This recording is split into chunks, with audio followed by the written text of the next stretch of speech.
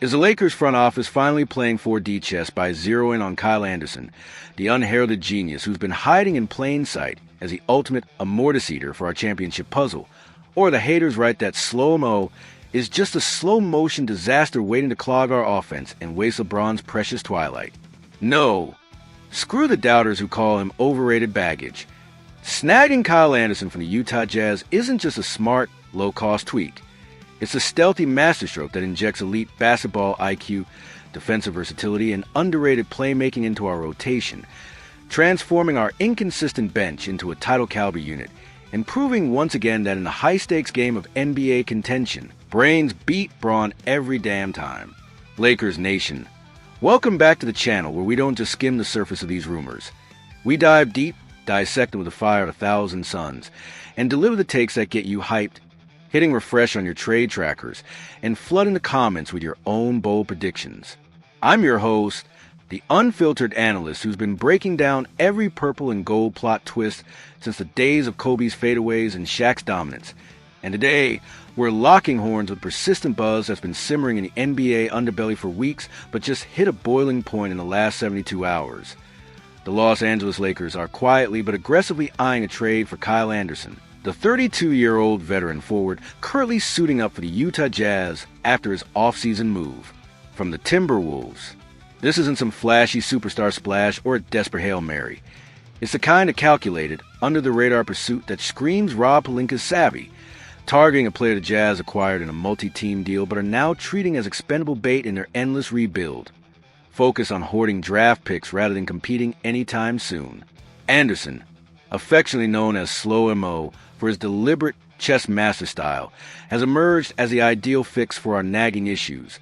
A high IQ defender who can guard multiple positions, facilitate from the wing, and provide the steady hand our second unit desperately needs amid LeBron James' sciatica flare-ups and Luka Doncic's heavy lifting. Reports from insiders emphasize that the cost would be relatively low, perhaps a couple of second-round picks and salary filler, like Gabe Vincent to balance the books, making this a no-brainer for a team ignoring internal turbulence and prioritizing title contention. But here's my hottest take.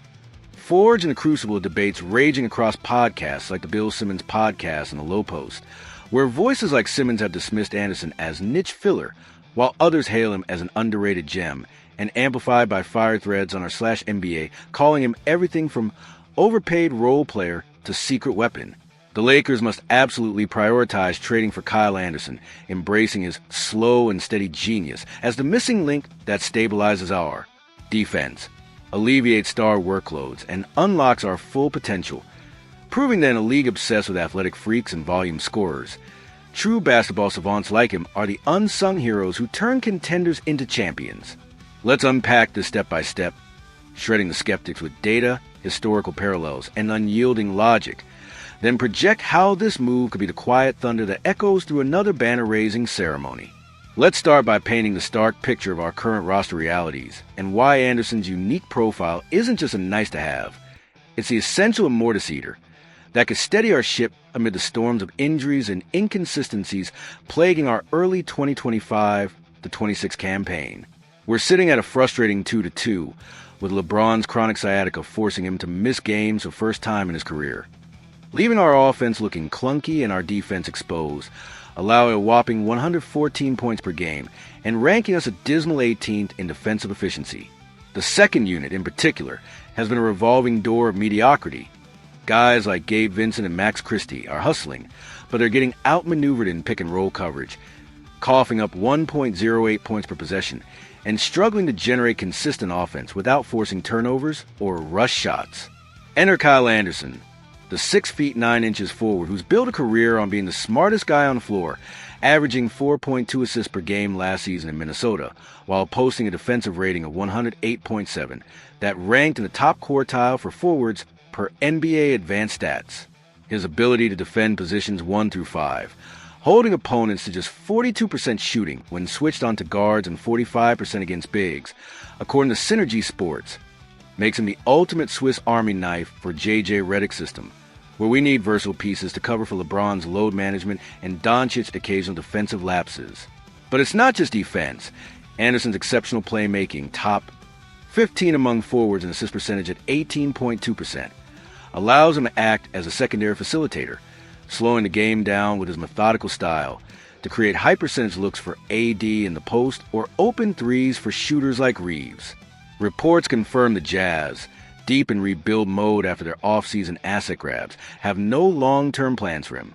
His $8.3 million expiring contract is perfect bait for teams like us, who can offer second-round picks and low-impact salary without touching core assets.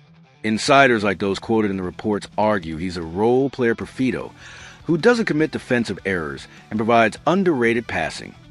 Exactly what we need to alleviate the burden on our stars, who are carrying a 112 offensive rating that's dropped to 105 without LeBron on the floor.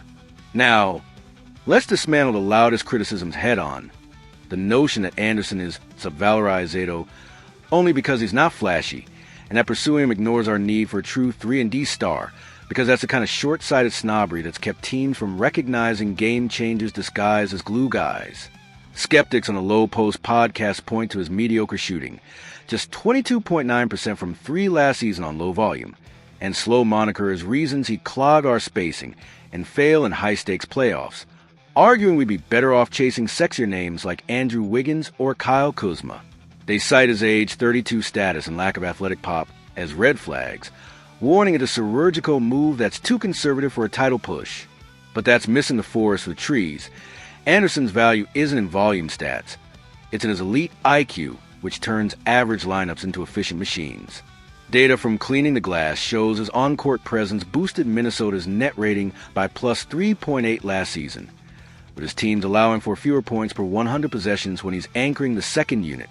His passing isn't flashy, but it's precise, averaging 0.9 secondary assists per game, creating open looks without turnovers, just 1.2 per game, perfect for a Lakers offense that's ranked 22nd in assists early on. Historical comps are telling.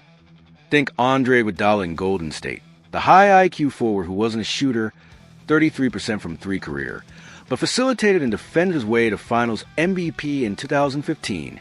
Anderson echoes that with playoff experience, averaging 8 points and 5 rebounds in Minnesota's run last year, that could stabilize our bench in crunch time.